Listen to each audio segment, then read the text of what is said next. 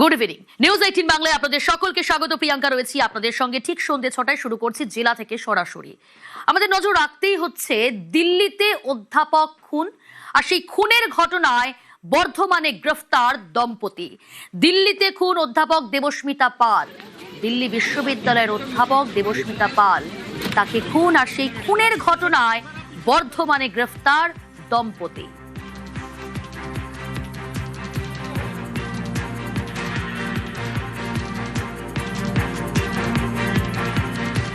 দিল্লিতে অধ্যাপক খুনের ঘটনায় এই যে বাড়িটা দেখছেন, এই বাড়িতেই রহস্য লুকিয়ে রয়েছে। কেন বলছি অবশ্যই আপনাদের জানাবো বিস্তারিত। দুই প্রতিনিধি রয়েছে আমার সঙ্গে সরাসরি। শরদিন্দু রয়েছে বর্ধমান থেকে, অপর প্রতিনিধি দিল্লি থেকে রয়েছে মৈত্রী। কারণ দিল্লি বিশ্ববিদ্যালয়ের অধ্যাপক দেবস্মিতা পালকে খুন করা হয় দিল্লিতে। বর্ধমান থেকে 1400 কিলোমিটার পাড়ি দিয়ে ওই দম্পতি খুন করে, এমনটাই তদন্তকারীদের হাতে চাঞ্চল্যকর তথ্য ইতিমধ্যে উঠে এসেছে এবং ইতিমধ্যেই গ্রেফতার ওই দম্পতি। সরাসরি শরদিন্দু, তোমার কাছে আসবো, কিভাবে পুলিশের জালে এই দম্পতি?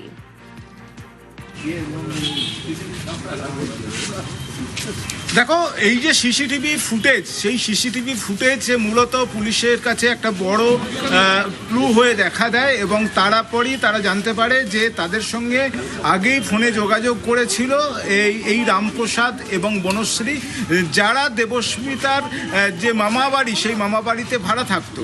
এবং তারপরই তারা সেই বাড়িতে ঢোকে এবং যেটা দেখা যায় যে মুখে মাস্ক পরে তারা ঢুকছে এবং আধ ঘন্টা পর তারা বেরিয়ে আসছে। এই যে ফুটেজ এবং এই ফুটেজের সূত্র ধরে এবং ঘনিষ্ঠ যারা আছে তাদের সঙ্গে কথাবার্তা বলে জানতে পারে যে এই বাড়িতে ভাড়াটিয়া রয়েছে এবং এই ভাড়াটিয়াকে উঠে যেতে বলা হয়েছিল, সেই নিয়ে একটু সমস্যা তৈরি হচ্ছিল। পুলিশের সন্দেহ পড়ে তাদের ওপর। এরপরই পুলিশ তাদের খোঁজ নিয়ে বর্ধমানের এই যে বাদামতলার এই বাড়ির খোঁজ পায় এবং এই বাড়িতেই আজ সকাল 10টা 17 নাগাদ তারা আসে এবং একেবারে যাতে কোনো রকম আগাম কিছু বুঝতে না পারে ওই দম্পতি, তাই প্রাচীর টুপকে একদম সেই ছবিটাই দেখাবো। শরদিন্দু, একটু সঙ্গে থাকো, সেই ছবি দেখাচ্ছি আপনাদের। দেখুন, পাঁচিল টপকে বাড়িতে ঢোকেন তদন্তকারীরা। কেন? যাতে দম্পতি টের না পায়। আর এই মুহূর্তে যে ছবি দেখাচ্ছি, 7 ঘন্টা 23 মিনিট জিজ্ঞাসাবাদের পর গ্রেফতার দিল্লি পুলিশের ওই দম্পতিকে। তাদেরকে নিয়ে যাওয়া হচ্ছে। সেই ছবি নিউজ 18 বাংলা এক্সক্লুসিভ দেখছেন আপনারা। 7 ঘন্টা 23 মিনিট জিজ্ঞাসাবাদ করা হয় ওই দম্পতিকে। সরাসরি সেই ছবি দেখছেন।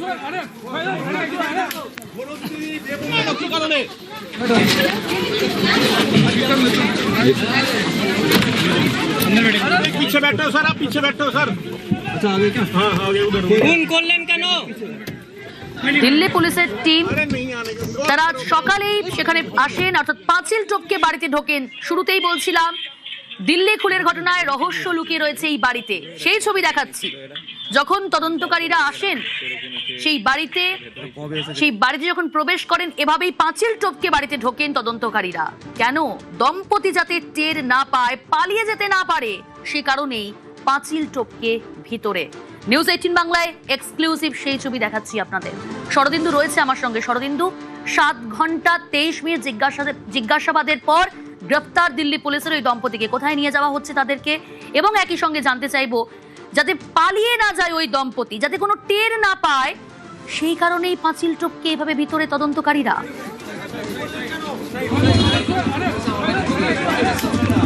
একেবারে দেখো, এই ঘটনার কিনারা করা একেবারে দিল্লি পুলিশের টার্গেট হয়ে গিয়েছিল এবং 200 জনের ওপর ব্যক্তিকে জিজ্ঞাসাবাদ করা হয়েছিল।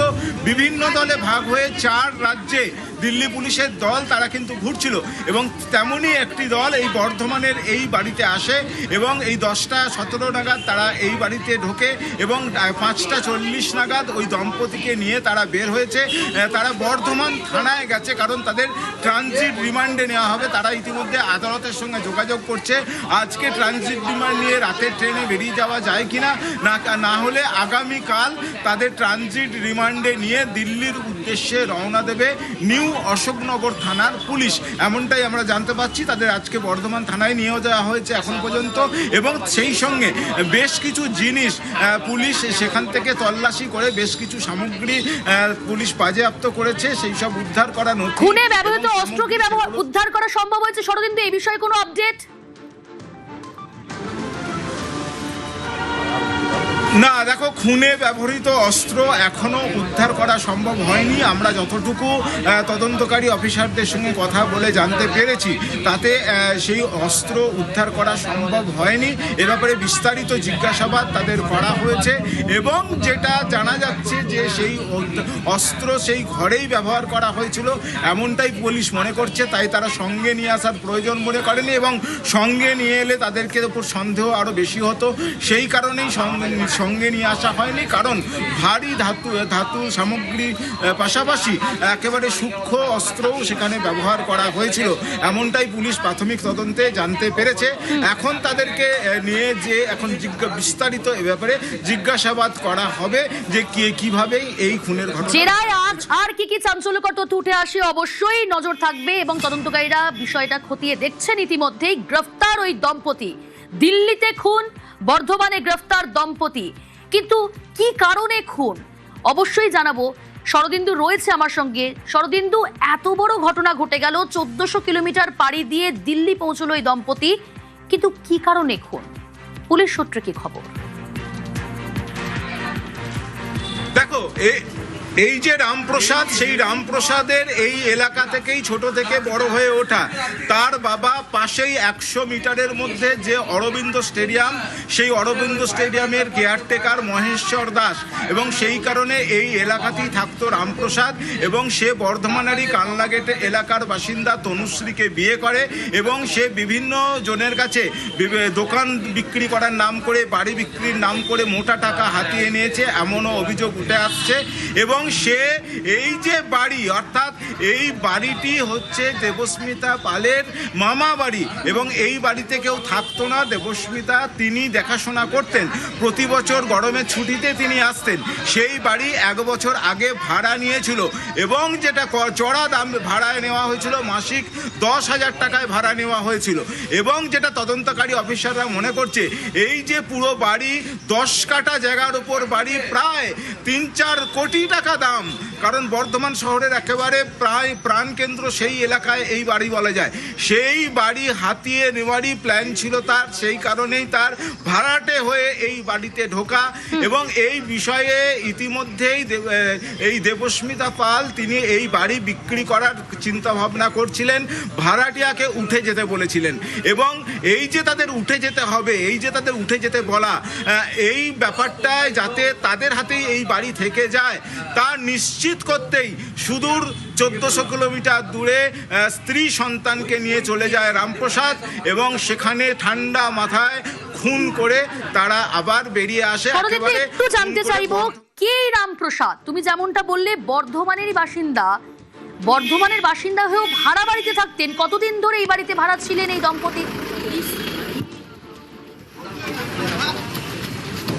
দেখো, এই এলাকারই বাসিন্দা, পাশেই অরবিন্দ স্টেডিয়াম, সেখানে মহেশ্বর দাস কেয়ারটেকার, পাশেই একটা ঝুপড়ি বাড়িতে বলা যায়, সেখানে থাকতো এই রামপ্রসাদ ওরফে পন্তু। এলাকায় সেকে পন্তু নামেই সে জানে, সবাই চেনে। এবং তার নিজস্ব কোনো বাড়ি ঘরদোর ছিল না, বিভিন্ন জায়গায় সে থাকতো এবং বছর 1.5 আগে এই বাড়িতে সে ভাড়াটে হিসেবে আসে এবং 10,000 টাকা মাসিক ভাড়ায় সে থাকতো। এত বেশি টাকা দিয়ে কেন সে ভাড়া নিয়ে থাকতো সেই নিয়েও এলাকার মানুষের মধ্যে প্রশ্ন রয়েছে।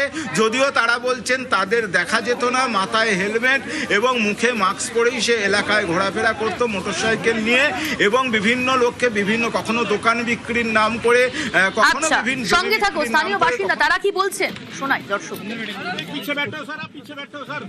এরা রাতের অন্ধকারে আসতো, সবসময় প্রথম কথা হচ্ছে এরা কেউ জানতে পারতো না এরা আসতো। ভদ্রলোক সবসময় মুখে 2টো করে মাস্ক আর হেলমেট, কোনো সময় হেলমেট খুলতো না। আমি কিছুদিন আগে আমি থানায় শুনেছি একজনের কাছে 3 লাখ টাকা আর সোনার গয়না নিয়ে এরকম দিয়েছে, ওই একই সেম জিনিস দোকান দেখিয়ে। আমার সঙ্গে 5 লাখ টাকা নিয়েছে, দোকান দেবো বলে দেয়নি। সেই থেকে আমরা হন্যে হয়ে খুঁজে বেড়াচ্ছি। আজকে আমি খবর পেলাম যে ওনাকে হয়তো অ্যারেস্ট করা হয়েছে কি কিছু, ওই জন্য আমি খবর পেয়ে সঙ্গে সঙ্গে এলাম। ফেব্রুয়ারি মাস থেকে খুঁজে পাচ্ছি না। বাড়িতে অনেকবার এসেছি, পাননি। দিল্লিতে গিয়ে খুন, 1400 কিলোমিটার পাড়ি দিয়ে দম্পতি, বর্ধমানের দম্পতি, ভাড়া থাকতেন তারা দেবস্মিতা পালের মামার বাড়িতে। অধ্যাপক দেবস্মিতা পাল, তাকে খুন করা হয় দিল্লিতে, আর এই দম্পতি দিল্লিতে গিয়েই খুন করে। দিল্লিতে কিভাবে অপারেশন চলেছিল কিভাবে এই খুন? জনবহুল এলাকা, সেখানে কি থাকতেন? দিল্লিতে যে ফ্ল্যাটে থাকতেন অধ্যাপিকা, তিনি কি জনবহুল এলাকায় সেই ফ্ল্যাট? সবটা জানবো। দিল্লি থেকে রয়েছে আর এক প্রতিনিধি মৈত্র।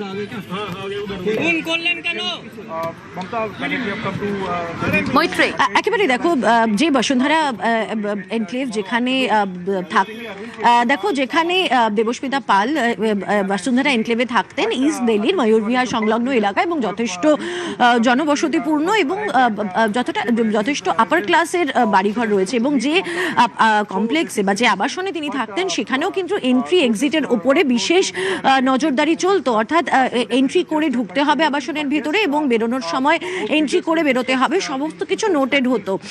কোথাও একটা গিয়ে এই আততায়ীরা সেই বিষয়টি জানতেন এবং তারা ফ্যামিলিয়ার ছিলেন এই বিষয় সম্পর্কে, তেমনটা আন্দাজ করেছিল দিল্লি পুলিশ। কারণ তাদের কাছে যখন বৃহস্পতিবার প্রথম নিউ অশোকনগর থানার কাছে যখন প্রথম এই অভিযোগটা আসে যে দেবস্মিতা পালকে হত্যা করা হয়েছে, খুন করা হয়েছে, তার দেহ উদ্ধার করা হয়েছে, সেই অবস্থায় দাঁড়িয়ে পুলিশ প্রাথমিক তদন্তে যেটা দেখে যে দরজা ভাঙার কোনো চিহ্ন নেই, বাড়ির দরজা ভেতর থেকে বন্ধ ছিল। অর্থাৎ যে ফ্ল্যাটে থাকতেন দেবস্মিতা পাল সেই ফ্ল্যাটের দরজা ভেতর থেকে বন্ধ ছিল। ফলে পুলিশের সেখানেই তারা মনে করেন যে কোনো পরিচিত ব্যক্তি তারা এসে এই কাজ ঘটিয়েছে, তারাই মূল এই ঘটনার পেছনে তারা আততায়ী।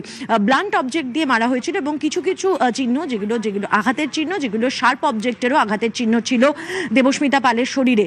সেখান থেকে একেবারে পুলিশের নজরদারি তদন্ত করা শুরু হয়। সিসিটিভি ফুটেজ একের পর এক তারা খতিয়ে দেখতে থাকেন এবং সেখানেই তারা প্রথম দেখতে পান যে একটি বেসরকারি গাড়ি বা একটি প্রাইভেট কার, সেটিকে ভাড়া করে নিয়ে এসে প্রথমে গাড়ি থেকে 3 জন নেমেছিলেন এবং সেই 3 জনের মধ্যে একজন নাবালকও ছিল। তাদের প্রত্যেকের মুখ ঢাকা ছিল এবং সিসিটিভির নজর, যেহেতু সাধারণভাবে লিফটের কাছে সিসিটিভি বেশি নজরদারি থাকে, সেই সিসিটিভির নজর এড়ানোর জন্য তারা সিঁড়ি দিয়ে উঠেছিলেন 7 তলা এবং সেখানে উঠে দরজা খুলে তারা ঢোকেন।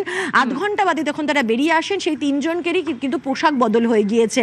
এই পোশাক বদলে তারা সেই ভাড়া গাড়ি করে তারা বেরিয়ে যান। পুলিশ সেই ভাড়া গাড়িটিকে ট্র্যাক করে, ভাড়া গাড়ির ড্রাইভারকে ট্র্যাক করে এবং তার সাথে তাকে জিজ্ঞাসাবাদ করে এবং আরো 200 জনকে জিজ্ঞাসাবাদ করে গিয়ে পৌঁছায় বর্ধমানে এবং এই পুরো যে খুনের পেছনের যে মোটিভ এবং সেই জাল কিন্তু তদন্তকারীদের কাছে একদম স্পষ্ট হয়ে যায়। এই রামপ্রসাদ দাস, ধৃত রামপ্রসাদ দাস পরিবারের সঙ্গে কোনো যোগাযোগ রাখতেন না, এমনটাই বলছে অভিযুক্ত রামপ্রসাদ দাসের বাবা। শুনবো। বলছি পন্তু কোথায়? কি করে বলবো আমি? আপনার সঙ্গে থাকে না? ওর নিজের ঘরে। ও কোথায় থাকতো? ও আমার কাছে থাকতো না। ও তো বলছে দিল্লি থেকে ছিল, ফোন করে এসছে। কি করে বলবো বাবা আমি কি করে বলবো?